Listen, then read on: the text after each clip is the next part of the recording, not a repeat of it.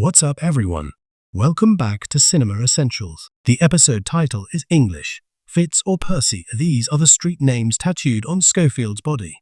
When they break out of prison, they'll have to choose which of these three routes to take, which is why the episode has this title. Season 1, Episode 5 aired on Fox Network on September 19, 2005. Alright, let's get started with Season 1, Episode 5. I'm your host, Theo.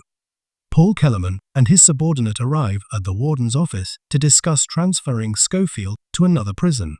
The warden questions why the federal government is interfering, since state prisoners are the state's responsibility until their sentences are served.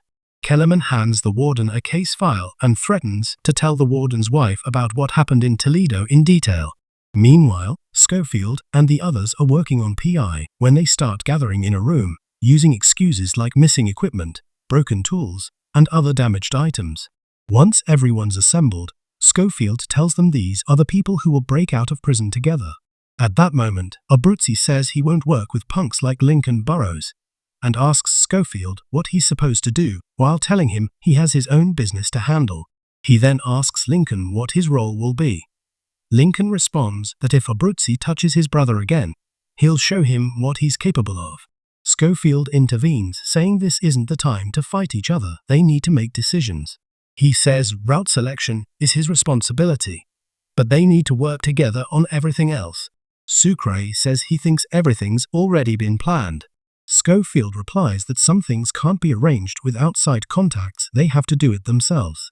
When Schofield and Sucre return to their cell from the yard, a guard tells Sucre not to enter, someone is waiting to see Schofield inside. The warden, who's already waiting in the cell, asks why he feels like Schofield has more going on than a typical inmate. When he tells Schofield he's being transferred to another prison, Schofield is shocked. He protests that they can't do that, but the warden replies that they can, he's in charge here. Schofield asks them not to move him until Lincoln's execution in 3 weeks.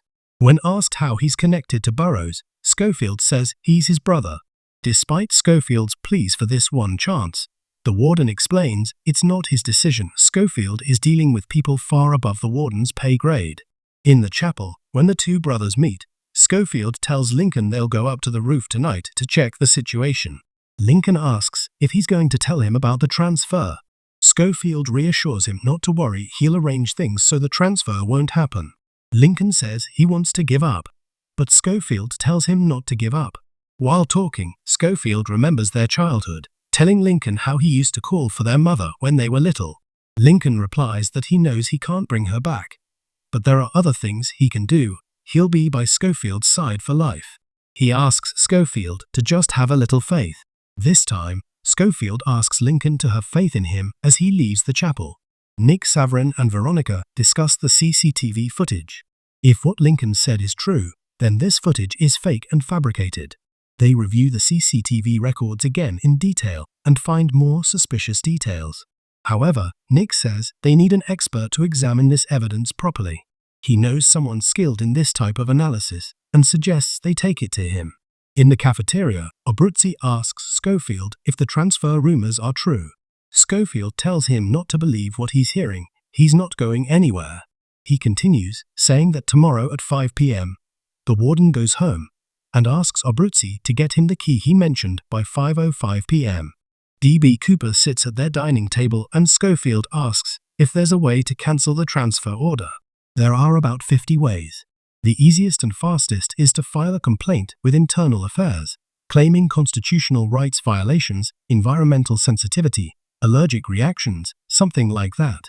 At minimum, there has to be an internal hearing and investigation, which takes about a month. They can't move you until that's resolved, D.B. Cooper advises. While Sarah and her assistant nurse are walking, the assistant asks if Sarah has heard the news. When Sarah asks what news, the assistant tells her that a prison guard said Lincoln and Schofield are brothers. The assistant adds that it must be really heartbreaking to be so close to your brother, but unable to help him. Bellick enters the warden's office with 2 papers. When the warden asks what they are, Bellick says they're bathroom reading material. When asked if it's the usual D.B. Cooper stuff, Bellick says it's from Schofield. In the cell, Schofield tells Sucre that rejecting the proposal will take at least a month, so they can calmly continue with their work. While talking, Schofield says he'll go inside while Sucre keeps watch. When Sucre asks how they'll do it in broad daylight, Schofield suggests hanging wet clothes in the cell so they won't be visible. Abruzzi signals his subordinate, who punches a guard and uses soap to make an impression of the key from the guard's belt. The guard in the watchtower fires his gun to disperse the crowd. Abruzzi also carefully picks up the soap impression and keeps it in the pocket. Meanwhile, Schofield exits through the back of the bleachers in broad daylight, walks through the prison corridors, climbs floor by floor, and reaches the roof. At this moment, an old maintenance worker comes out for a cigarette break, so Schofield has to hide. When Schofield returns to his cell, Sucre says this approach won't work. He explains that Puerto Ricans have hereditary high blood pressure. His half-brother died from stress-related complications. With what Schofield is doing now, he might die too. Abruzzi and his cellmate work together to shape the soap into a mold and burn a toothbrush to create a fake key. Nick and Veronica take the CCTV footage to an expert for analysis. While examining it, they notice that the gunshot sound in the recording is flawed. It doesn't match what should happen in reality. A gunshot in a room should have echoing reverberations, but the CCTV footage only has a flat sound without any echo waves. However, to present this evidence in court, they'd need to examine the original footage to determine if it's authentic. While building the Taj Mahal, the warden arrives and praises Schofield's move to block the transfer order. He says that despite being in prison for less than a week, Schofield handles things like a real master. When it's almost 5 p.m. and time to go, Schofield says he can't leave yet. If he lets go now, the glue isn't dry yet, and the entire Taj Mahal will collapse. The warden, noting there are guards outside, tells him to wait calmly until the glue dries before leaving. When the warden gets home, his wife tells him guests have arrived. Going into a private room, he finds Secret Service agent Paul Kellerman and his team. The warden explains that when inmates request hearings, arranging them is standard procedure and can't be cancelled. Kellerman brings up the warden's illegitimate son, who died on the roadside, pressuring the warden with this information. Using the fake key Abruzzi made, Schofield quietly slips through the door and exits with the other inmates in formation. Sarah visits Lincoln's cell for a health check and asks about Schofield. Lincoln tells her that since childhood, after losing both parents, Schofield grew up essentially alone, blamed and rejected by others. When Schofield returns to the cell and the door closes, he tells Sucre they're starting the operation. When Sucre asks what exactly he's doing, Schofield replies that knowing less keeps him safer. He should just trust him. That's the best approach.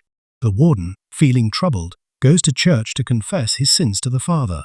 The father tells him that some sins weren't committed intentionally, so they're not really sins. He should think positively and continue forward with courage.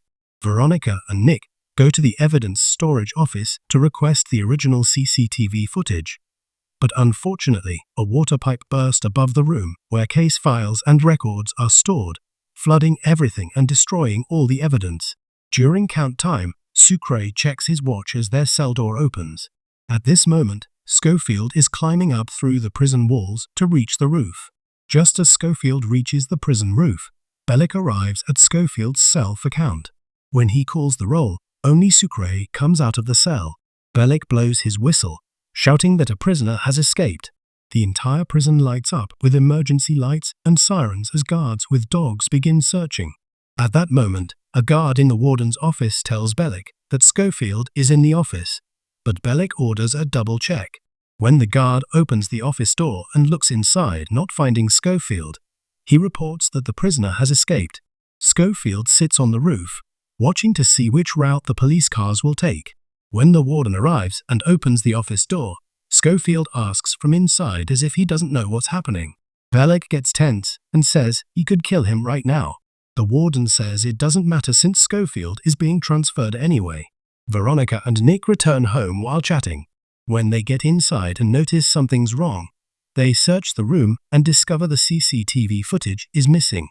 When dinner time arrives and the cell door opens, Bellick tells Schofield that the transfer car has arrived and he should wait in his cell. While Sucre says this isn't how it should happen, Schofield tells him they have to choose the Fitz route, That route stays clear all day long with no police cars. Before he can finish speaking, Bellick returns and takes Sucre away. Schofield leaves a small crane origami and L-shaped screw on Sucre's bed. When they come to take Schofield for transfer, everyone at Sucre, Abruzzi, D.B. Cooper, Lincoln all have speechless expressions on their faces. Near the prison exit, the warden arrives asking why he's being taken. He then orders the guard to take Schofield back to his cell, saying a health-related appeal has been filed to prevent the transfer. Watching this situation are Paul Kellerman and his subordinate. Coming home early, the warden's wife asks if everything went smoothly with the officials. The warden embraces her and says he wants to tell her about someone. When Kellerman calls Caroline about the failed transfer, she orders him to solve the problem immediately. Episode 5 is now complete. We'll continue presenting this series daily until the end, so please like and subscribe to the Cinema Essentials channel. Thank you all for watching until the end.